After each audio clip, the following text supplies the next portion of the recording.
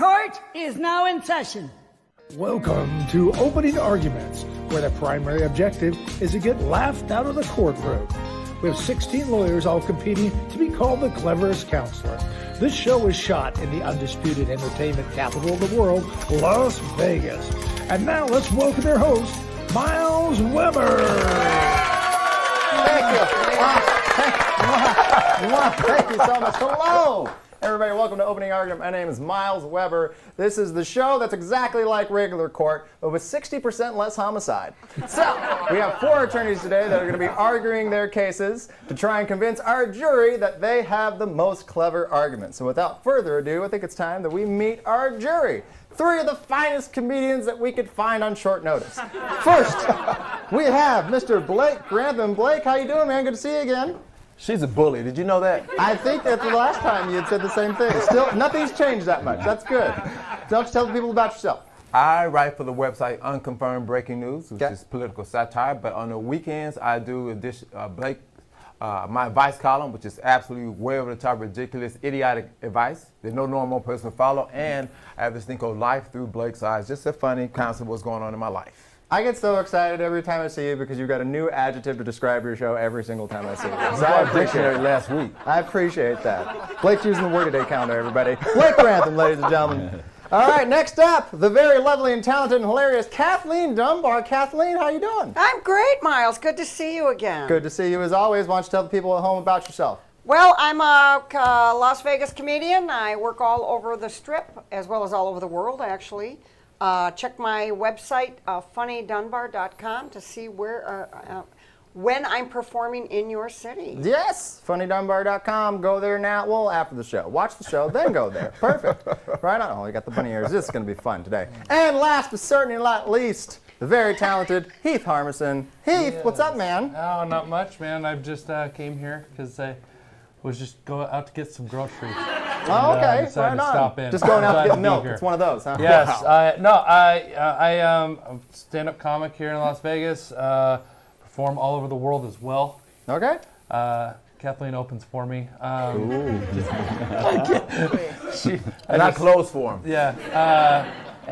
You can check out my podcast that I do with my wife called the Shut Up Meredith Podcast. All right. A lot of fun stuff. All right, perfect. Well, good to have you guys. Thanks for coming. And very quickly, let's meet 2 of our attorneys. We have Troy Fox and Paul Godot. How you guys doing today? You guys doing good? Doing wonderfully. Perfect. You guys ready to argue something completely silly? Absolutely. Perfect. All right, they're on the same page. They're even synced up on the same speech pattern. So let's see how this argument goes. So, your case today that you will be arguing is, in the poem Hey Diddle Diddle, when the cow jumped over the moon, should Nassau have the right to confiscate the cow, or should the owner have the right to pursue on behalf of the cow an endorsement contract with Nike? Right on. All right. Troy, you're up first. You have 2 minutes. The floor is yours. Thank you. We've all heard the miraculous story of Betsy, the cow who jumped over the moon. But you have to ask yourself, why did Betsy jump over the moon? The truth is because Betsy was being mistreated by Farmer. That's right, for Betsy, every day started by being forced into a caged-in field where she was expected to spend the day eating off of the ground. That was until Farmer would force her into this small little box where he would proceed to yank and pull on her over and over again. Now, he called it milking, but we know what it really was. Utter torture. And now Farmer wants to make Betsy the spokesperson for Nike's new line of shoes, Air Bovines. But what are those shoes made out of? Leather! Today she's the spokesperson, tomorrow she's the shoes. But not, ladies and gentlemen, if you allow NASA custody of Betsy. NASA wants to help Betsy reach her full potential. NASA, just as they used animals to start the exploration to the moon, NASA wants Betsy and her unique talents to lead our exploration of Mars. And you may ask yourself, can NASA really take custody of Betsy? Well, there is precedence. In the case of State versus Old Woman in the Shoe, The government was allowed to take custody of the children when it was discovered that old woman would, quote, give the children broth without any bread and whip them all soundly and send them to bed, end quote. And based on that precedent, we believe that NASA 10 seconds. can take custody of Betsy, and that they should allow her to go where no cow has gone before. And that's no bull. All righty. Well argued, Troy. That old woman in the shoecase hit home, because if there were cows involved, they should have just let her have it. Okay. I know, you guys are better than that joke. I know. Okay, we're going to go over to Paul. You have 2 minutes to argue. The floor is yours. Thank you, Miles. Let's get Betsy paid, because that's what this is really about. Guys, I have the privilege of representing the owner of the cow that jumped over the moon. But this isn't about the owner. This is really about the cow. And I'm going to go ahead and say it. Cows are people, too. They have feelings, guys. They have feelings, and that's what this is about. My cow, my client, has the athletic ability to jump over that moon, and she deserves to be compensated for doing so.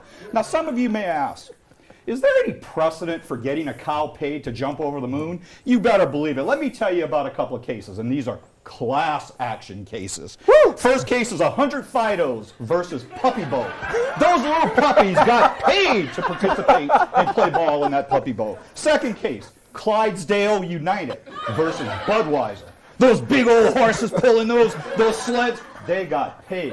Third case, Felines for Fairness versus Meow Meow, Meow Meow. Those little cats got paid to participate in that. Now, you guys may say, you know, there's a difference between dogs, horses, meow meow cats, and cows. So why should the cow get paid? We got precedent on this, too. Chick-fil-A utilizes those cows in their commercials, and those cows are getting paid.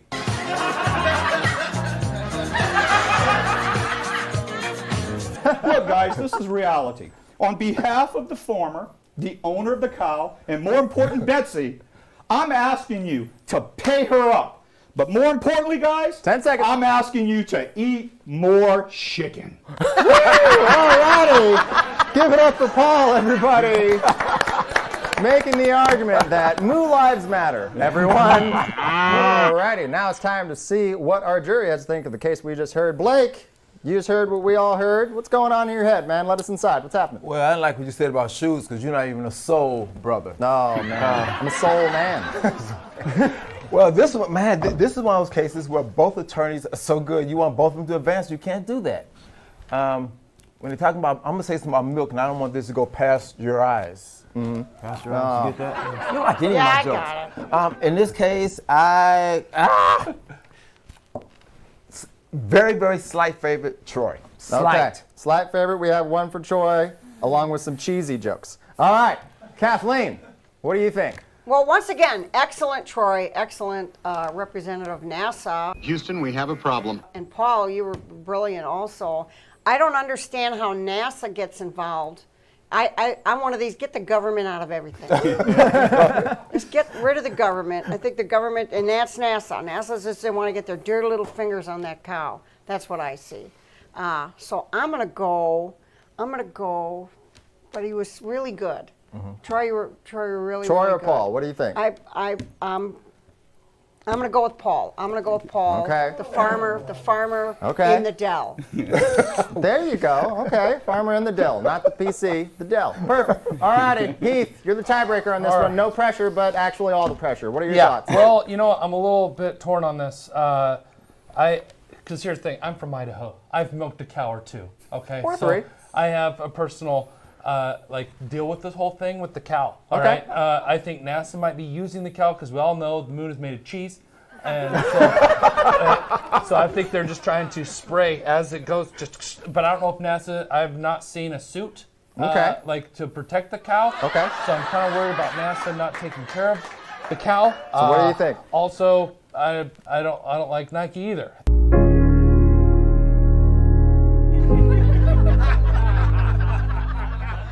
They should have went with the Reebok pump. True. Just, you know, got to pump those things. Anyways, you know, this is a tough decision, but I think I'm gonna go. I'm gonna go with Paul on this one. All right. I think I got to do it. That means Paul is the winner. Give it up for Paul, everybody. Very well argued. Thank you. Troy, you're not going home empty-handed. You just shook Paul's hand. That's going to be your prize for the day. So, that being said, don't go anywhere. We're going to be right back with more opening arguments after this. Hello!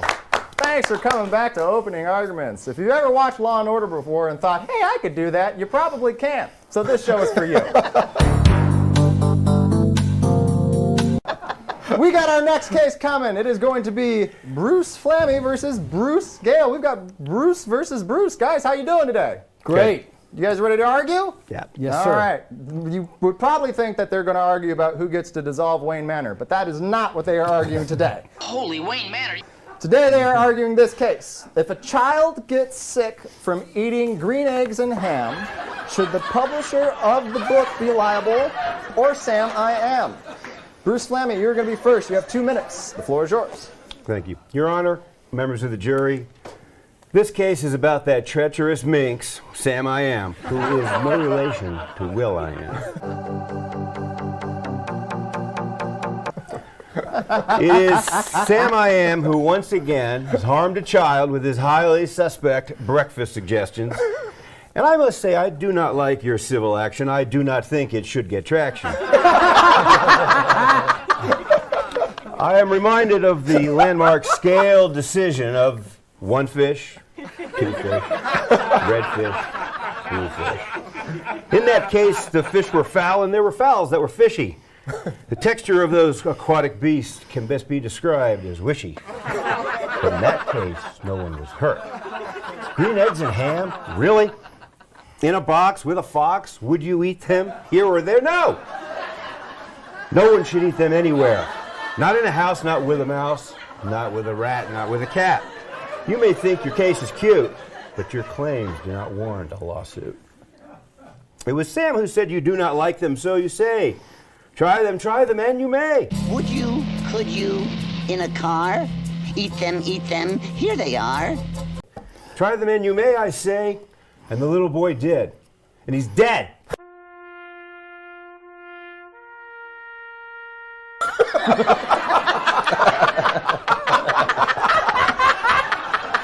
And Sammer, why, Sammer should be in the slammer. Thank you. All righty. Keep it going for Bruce. Oh, man. Very well argued. And you're a poet. Didn't even know it. Perfect. So, now, Bruce Gale, you're next. You have 2 minutes to argue. The floor is yours. Thank you very much, Your Honor. Good morning, Your Honor, ladies and gentlemen of the jury.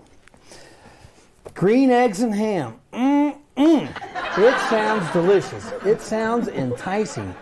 And it does to minor children, particularly if you look at pages 58 through 62, the last 5 pages of the book.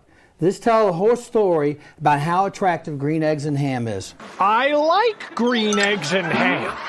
So what happened in the present case, emaciated Eliana had red, green eggs and ham, and she had also just recently watched a Beverly Hillbillies show where Jethro had eaten all these ham hocks that Granny had made. So she decided she was going to eat green eggs and ham. She made them. The pork was undercooked. She got severely sick. Random House should be liable. But why should Random House be liable? There was a prior Supreme Court of Nevada case involving Ravenous Reed versus Hungry Harry's Hillbilly Cooking Show.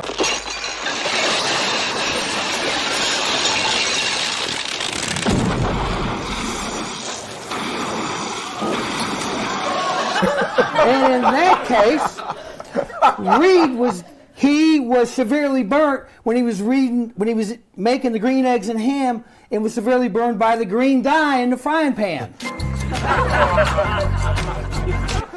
So, ladies and gentlemen of the jury, Random House is liable. We want you to render a verdict and make Random House squeal like a pig. Thank you very much. Give it up for Bruce Gale, everybody. Very well. This is a high-profile case. The winner is going to get to represent us when we get sued by Dr. Seuss. So, this is going to be fun. Let's go ahead and toss over to the jury. It's time to deliberate. Let's just talk it out right now, guys. Let's see what we can make happen. Blake, what are your thoughts on the case we just heard? I made some notes. I know it's kind of cool in the studio, so I want to say this. You know, whether I'm wearing a jacket or a coat, right at this point, I don't want to vote. I don't think I want to choose, so at this point, I'm going to refuse. I'm not trying to start a brawl, but this one's just too close to call. So, for you guys think I'm being mean, I'm gonna turn this over to Kathleen. That's you. Nice poetry. Yeah. That's your grocery list. What do you think you're kidding? I don't know. Great. I would probably go with Bruce at this point. Both great points, but you know, why green eggs and ham? I once got very sick on St. Patrick's Day on green beer, really sick, and I know it was the dye. It was the dye. They put it in all 17 of the beers. So I don't know. I've got a little problem with that. But then again, the pictures in the book, yeah, it made it look delicious, right? Green's very enticing. Right? It's very enticing. You know how when you go to Denny's and you have that menu and you just go, You lost me at Denny's. you go by the pictures. You know, you go, I want to have this food here. Or if you see someone else, you want to see it, right? So I don't know. I can't. It's hard. It's hard. Well, you may have lost Heath at Denny's, but you found me at Denny's because you could always find me at Denny's. New Denny's melts belong in your hand. What are your thoughts on the case? Well, here's the thing. First off, if a kid is being swindled by hillbillies, that's already a red card. Or is that a red flag? Red card. Red I mean, flag. card if you're isn't playing soccer. soccer. Either way, it's a bad deal. I don't think I can trust a kid that gets swindled by that. But you know, I don't know. They're both such good arguments. I just have no idea at this point. It's very difficult. It's very difficult. I mean, which Bruce to choose, right? We've been going through this since the 90s when we had the first Batman, and now none of us can choose. None of us can choose. So it's very difficult. So we're going to give them a commercial break to deliberate and figure out a final decision. So we're going to come right back with a decision. Don't go anywhere. We're going to be right back. More opening arguments after this. Hey. We're back. We're back with a verdict on opening arguments for this case that we just heard. If a child gets sick from eating green eggs and ham, should the publisher of the book Random House be liable? Or Sam I Am? We had Bruce F. and Bruce G. arguing. Now we're going to toss over to the jury. Blake, we're going to go to you first. What is your verdict? This is another close one. I mean, you know, it seems like every show we get, the lawyers get better and better. And It's hard, man. Very well argued. I like both of them. I mean, you're definitely going to vote for Bruce. That's for sure. Flammy. Okay, we got one for Flammy. All right. Kathleen, let's bring it over to you. All right, both Bruces were excellent. But I gotta go with the green dye and the pictures in the book. So you're going to with me. Bruce Gale? When they showed the pictures and they make it look like it's something that it's not. That's wrong to me. That is, I mean, I get that. So I'm going to go with Bruce G. Okay, Bruce G, a real G, a certifiable one. All right. Heath, we're backing this on you again, man. The weight of the world always on your shoulders. Why do we even have these two? I know. I might as well just make the decision. I know. Right? If we just switch the chairs, we can cut the show. Like, Why what are don't we even go doing get here? lunch? They're making me hungry with this ham and egg stuff anyway. What do you think, Heath? Listen, I think both arguments were so good, and you know, but we're missing the mark here, guys. We're talking about children here getting sick, okay? And we can't have it anymore. We can't have it, and I think it's Sam I Am's fault. So I got to go with Bruce F. Bruce F. All right, Bruce Flammy, you are the winner, ladies and gentlemen. Very well argued. Bruce Gale, have you gone through defeats like this before? Do you think you're going to survive? Yes. Okay, I think we'll be okay. You got the bow tie. That's all you need to hold at night. All righty. You guys did wonderful. You guys killed it. And I'd like to also thank our jury. Very important. You guys were wonderful, too. Give it up for our jury, everybody. Thank you. Before we go to our next commercial break, Blake, why don't you tell everybody at home where they can find you online and anything you want to promote you got coming up? Unconfirmed breaking news, weekend edition, my advice column, and Life Through Blake's Eyes every weekend. Every single weekend. Right on. Thank you very much, Blake. We appreciate you. Kathleen, why don't you go talk to the folks? Hi, check my website, funnydunbar.com. See where I'm appearing. I'm currently working in Las Vegas for the next couple of months. Yeah. So I hope to see you in Vegas and see you soon. Yes. Thank you. Come on out and let's party. All right. And Heath, why don't you tell the folks green where they can find you? Yeah, you can check me out at heathharmison.com. You can also check out my podcast, Shut Up Meredith podcast, also shutupmeredith.com. I also have my second Dry Bar comedy special coming out this month or May, or I don't know when this is coming out. So just go to Amazon, check it out. It's that. Go to Amazon, type in Dry Bar, Google Heath Harmison, and if you see something that looks relatively new, that's it, and watch it and support it. So thank you guys very much for coming. We appreciate you all. Thank you to the attorneys for coming. You guys don't go anywhere. We're going to be right back with more opening arguments after this. Hey, Miles. Welcome back to Opening Arguments, and man, we had a good one today. I think we learned a lot. Usually we learn a lot. You can learn a lot on this show, but I think also we got some cases where you can even deep dive into conspiracies if you really wanted to. We heard about Hey Diddle Diddle with a cow jumping over the moon. That also famously is a nursery rhyme with a cat and a fiddle. What type of cat is friends with a fiddle? And I also have a question. Did this cat have a hat? What kind of hat? And if he had the hat, did he have access to those green eggs and ham from the second case? Cat and hat, green eggs and ham. Who knows what's happening, guys? What were your thoughts? Like, Blake, you said you had a couple of friends that you wanted to tell us about. Maybe they have an opinion on the case. Are there any conspiracies you see here? Well, I want to say something. When you said something about that cat, you're not kidding us, are you? I'm not kidding. No, I'm definitely not kidding. Miles, you're not supposed to do the drugs before the show. Oh, it's after the show. Okay. It was catnip. I heard good things. My cat seemed to really like it a lot. When you said something about that fiddle, I hope that fiddle was made in another country because I don't like domestic violins. Oh, goodness gracious. About my two friends. I got two friends that don't get along. I mean, one of them is a Star Wars fan. The other is a Star Trek fan. They don't get, I don't know what to do about them. Okay. But I don't know how to handle their science friction. The science friction. I mean, you're gonna have to grease them up, Scotty. That's what you're gonna have to do. You got all dressed up for that. Wow. That was the joke that we've all been waiting all day for. Those of you who want. Who'd have thought all this dairy and cows were cheesy jokes? That's what's happening right now. Perfect. Okay. Well, I don't know. Are you guys Star Trek or Star Wars? No. fans? Well, I'm I'm curious. a Harry Potter fan, Okay. which is kind of just stuck right in there. That works. Lightsaber, wand, same thing. It's the same thing. And it's all. I'm a grown-up. Okay. Yeah. You make decisions. But I'm and stuff. curious about the cow jumping over the moon. I mean, there's no atmosphere up there unless there's dairy air. Oh! Hey, What? I don't know much, so I'm going to drop this pen. She brought it right from the back. She brought that one right up from the rear. So, and the cat in the fiddle. What about Puss in Boots?